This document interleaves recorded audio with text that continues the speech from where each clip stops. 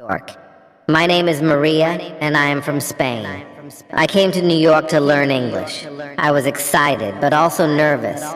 I had never been to New York before. When I arrived at the airport, I felt a mix of emotions. The city was big and noisy. I took a taxi to my new apartment. The buildings were tall, and there were many people everywhere. When I got to my apartment, I met my roommate. Her name is Anna, and she is from Brazil. Anna is also learning English. We quickly became friends. We both felt happy to have someone to talk to in our new city. The next day, I went to my language school. It was my first day of class. The school was not far from my apartment, so I walked. The streets were busy, and I saw many interesting things. There were street vendors selling food, people rushing to work, and tourists taking pictures. At the school, I met my teacher, Miss Parker. She was very nice and welcomed us warmly. There were students from different countries in my class. I met Hiroshi from Japan, Maria from Mexico, and Ahmed from Egypt. We all wanted to learn English. Ms. Parker started the class by introducing herself. Then she asked each of us to introduce ourselves. When it was my turn, I felt a little shy, but I took a deep breath and said, "Hello, my name is Maria. I am from Spain. I am here to learn English." Everyone smiled, and Ms. Parker said, "Welcome, Maria. We are happy to have you here." After introductions, Ms. Parker talked about the course. She said we would learn English by using it every day. We would speak, listen, read, and write in English. She told us that practice is very important. "Do not worry about making mistakes," she said. "Making mistakes is part of learning." In the afternoon, we practiced speaking in pairs. I paired with Hiroshi. We talked about our countries and why we came to New York. Hiroshi told me he likes anime and wants to work in animation. I told him I like reading books and want to be a writer. It was a good conversation. Even though we both made mistakes, we helped each other and learned new words. After school, Anna and I decided to explore our neighborhood. We found a small park nearby. We sat on a bench and talked about our first day. Anna said she liked the class and the teacher. I agreed. We both felt more confident about learning English. In the evening, we cooked dinner together. We made a simple pasta dish. As we cooked, we practiced English. "Pass me the salt, please," Anna said. "Here you go," I replied. We laughed and enjoyed our meal. The next day, we had a listening exercise in class. Ms. Parker played a recording of a conversation between two people. We had to listen carefully and answer questions. At first, it was hard to understand everything, but Ms. Parker played the recording several times. Each time I understood a little more. After the listening exercise, we had a reading activity. Ms. Parker gave us a short story to read. The story was about a girl who moves to a new city. It reminded me of my own experience. We read the story together and then discussed it. Ms. Parker asked us questions about the story. This helped us understand the text better and learn new vocabulary. In the afternoon, we did a writing exercise. We had to write a short paragraph about our favorite place in our home country. I wrote about a beautiful beach near my hometown. It has golden sand and clear blue water. Writing in English was challenging, but I felt proud of my work. After school, Anna, Hiroshi, and I went to a coffee shop. We wanted to practice speaking English outside of class. We ordered our drinks in English and found a table. we talked about our day and our plans for the weekend. It was fun and helped us feel more comfortable using English in real-life situations. On Saturday, Anna and I decided to visit some famous places in New York. We took the subway to Times Square. It was amazing. The lights, the big screens, and the crowds were all so exciting. We took many pictures and even bought some souvenirs. Next, we visited Central Park. It was nice to walk in the park and see the green trees and the lake. We saw people jogging, walking their dogs, and having picnics. We found a quiet spot and sat down to rest. Anna and I talked about our families and our homes. It was a good way to practice English and get to know each other better. In the afternoon, we went to the Museum of Modern Art. The art was interesting, and we learned a lot. We tried to read the information about the paintings in English. Some words were new, but we helped each other understand. It was a great learning experience. On Sunday, I decided to do some studying. I wanted to review what I had learned in class. I read some English books and watched a movie with English subtitles. I also practiced writing by keeping a journal. I wrote about my experiences in New York so far. Writing helped me remember new words and practice sentence structure. In the evening, Anna and I cooked dinner again. This time, we made tacos. We talked about our plans for the week. Anna wanted to find a part-time job to practice her English more. I thought it was a good idea and decided to look for a job too. The next day at school, Ms. Parker taught us about English grammar. We learned about verb tenses and how to use them correctly. It was a bit difficult, but Ms. Parker explained everything clearly. We did some exercises to practice. I felt more confident about using different tenses in my sentences. In the afternoon, we had a speaking activity. We had to pretend we were in different situations, like at a restaurant or a store. I was paired with Maria from Mexico. We practiced ordering food in a restaurant. It was a fun activity and helped us practice real-life conversations. After school, Anna and I went to the job center. We looked at the job listings and asked the staff for advice. They were very helpful and gave us some tips on finding part-time jobs. They said that working in a cafe or a store would be a good way to practice our English. We filled out some job applications and left our contact information. I felt nervous but also excited. I hoped to find a job where I could use my English and learn more about American culture. That evening, I called my family in Spain. I told them about my experiences in New York and my new friends. They were happy to hear that I was doing well. I missed them, but I knew I was learning a lot and growing as a person. The next few days at school were busy. We had more grammar lessons, listening exercises, and speaking activities. I could feel my English improving little by little. I made sure to practice every day, even outside of class. One day, Ms. Parker asked us to give short presentations about our countries. I was nervous, but I prepared well. I talked about Spain, its culture, and famous landmarks. My classmates enjoyed my presentation, and I felt proud of myself. Giving the presentation helped me practice speaking in front of a group and improved my confidence. On Friday, Anna and I got a call from a cafe we had applied to. They wanted to interview us for part-time positions. We were excited and a little nervous. We prepared by practicing common interview questions in English. We helped each other and gave tips on how to answer confidently. The next day, we went to the cafe for the interview.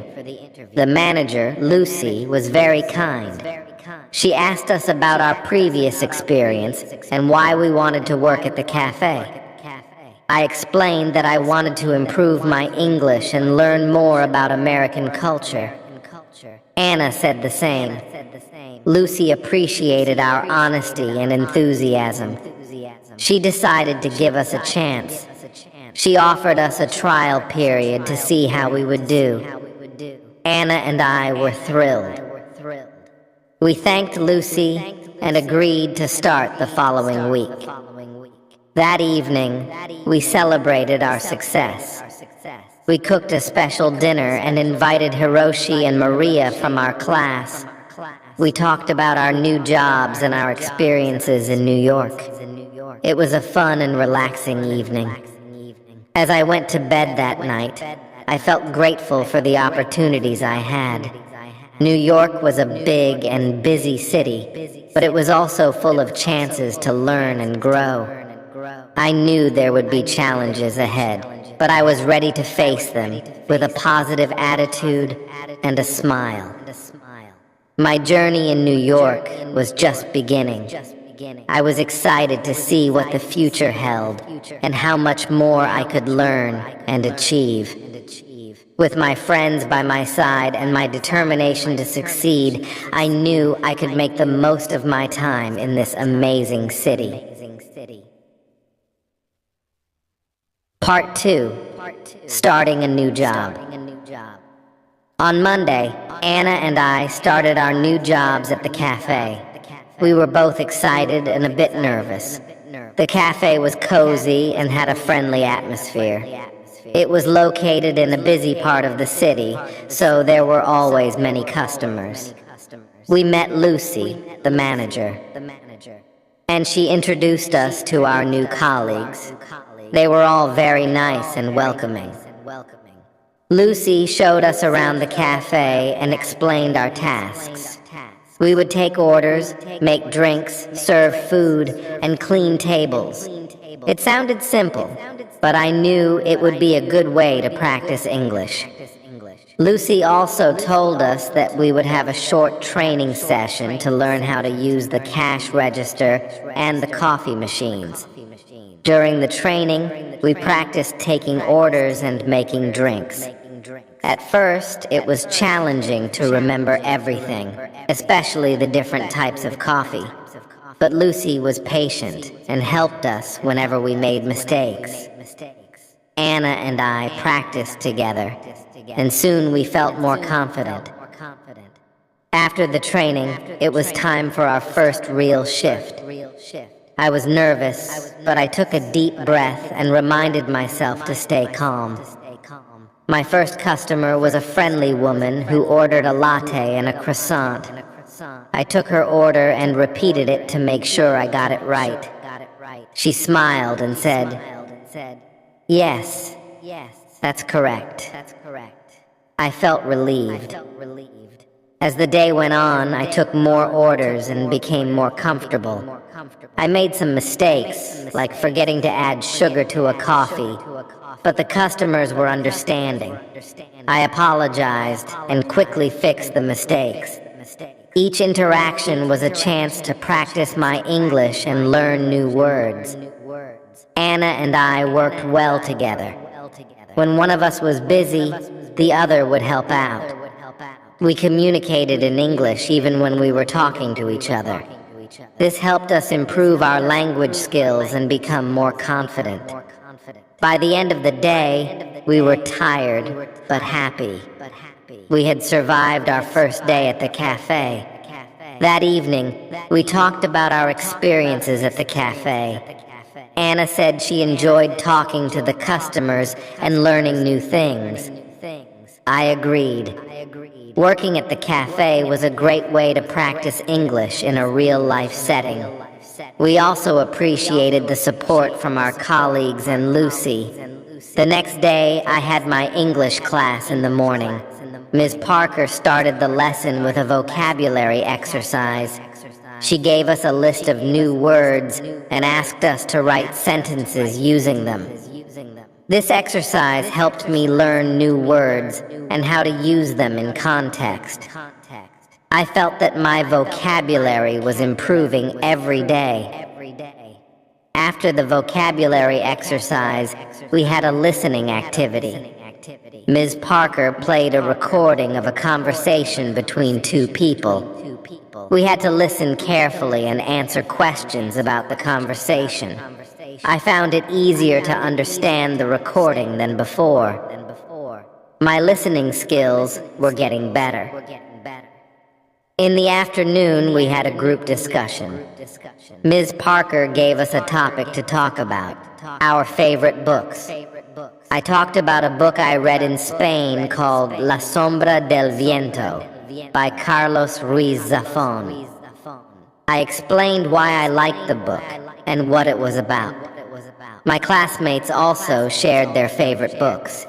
It was interesting to hear about different books from around the world. After class, I went to the cafe for my shift. Anna and I were getting better at our tasks. We made fewer mistakes and felt more confident. We also started to recognize regular customers. One of them was Mr. Johnson, an elderly man who came every morning for a cup of black coffee and a newspaper. He was always friendly and liked to chat with us. Talking to Mr. Johnson was a good way to practice English. One day, Mr. Johnson asked me about my home country. I told him about Spain and the beautiful places there. He listened with interest and asked many questions. I enjoyed talking to him and sharing my culture. It made me feel more connected to New York and its people. As the days went by, I noticed that my English was improving. I felt more comfortable speaking and understanding the language. I also felt more confident in my job at the cafe. Lucy praised us for our hard work and dedication. She said we were doing a great job. On the weekend, Anna and I decided to explore more of New York. We visited the Brooklyn Bridge and walked across it. The view of the city skyline was amazing. We took many pictures and enjoyed the fresh air. After the walk, we found a small cafe and had lunch. We practiced our English by ordering food and talking to the waiter. In the afternoon, we went to a bookstore. I wanted to buy an English book to improve my reading skills. I found a book called The Catcher in the Rye by J.D. Salinger. The book looked interesting, and I had heard good things about it. Anna also bought a book called To Kill a Mockingbird by Harper Lee. We decided to read our books and discuss them together. On Sunday, I spent some time reading my new book. It was challenging to read in English, but I enjoyed the story. I kept a dictionary nearby to look up words I didn't know. This helped me learn new vocabulary and understand the text better. I also wrote down some new words and their meanings in a notebook. This was a good way to remember them. In the evening, Anna and I went to a park near our apartment. We took our books and found a quiet spot to read. After reading for a while, we talked about our books. Anna told me about the characters and the plot of her book. I did the same. It was a fun and relaxing way to practice English. The next week, I had an important lesson at school. Ms. Parker taught us about idioms and expressions. She explained that idioms are phrases that have a different meaning from the words themselves. For example, "It's raining cats and dogs" means it's raining heavily. Learning idioms was interesting and fun. It also helped me understand more about the English language and its culture. We did some exercises to practice using idioms. Ms. Parker gave us sentences with